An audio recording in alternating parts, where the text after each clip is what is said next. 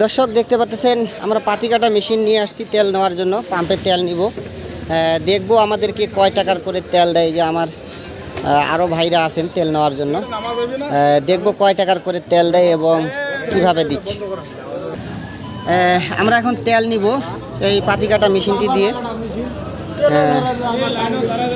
আচ্ছা, পাম্পওয়ালার দাবি এখন বোঝা যাচ্ছে যে আমাদের ওই ছোট্ট মেশিনটাতেই 1 লিটার তেল নেয়। কতটুকু তেল দেয় আরও দেখতে পাচ্ছেন এখানে জেনারেটর সহ নিয়ে চলে আসছে তেল নেওয়ার জন্য। ও আবার অফিসে যেতে হবে, অফিসের সিগনেচার আছে, আমরা সেগুলো দেখব কিভাবে করে দেয় না দেয়। তেল নেওয়ার জন্য কাগজ নিয়ে আবার অফিসের দিকে যাচ্ছি।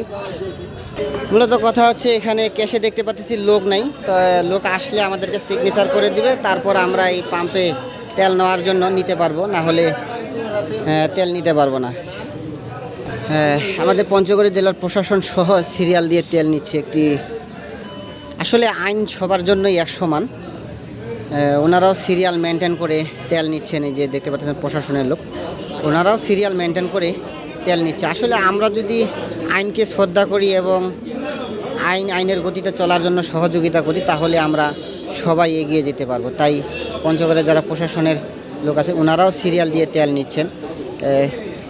আমাদের দর্শকরাও তেল নিচ্ছেন সিরিয়াল দিয়ে।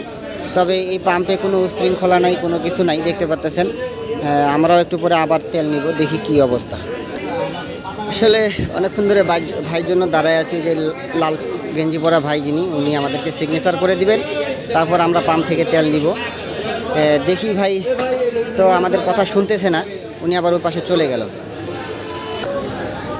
আসলে পাম্পে তেল নিতে আসছি, সবাই এক একজন দেখেন কিভাবে একটি বাড়ির জেনারেটরও নিয়ে আসছে ভ্যানে করে উভায়, এরকম পরিস্থিতি। এখানে একটা আছে, এটিও ভ্যানে করে উভায় নিয়ে আসছে তেল নেওয়ার জন্য।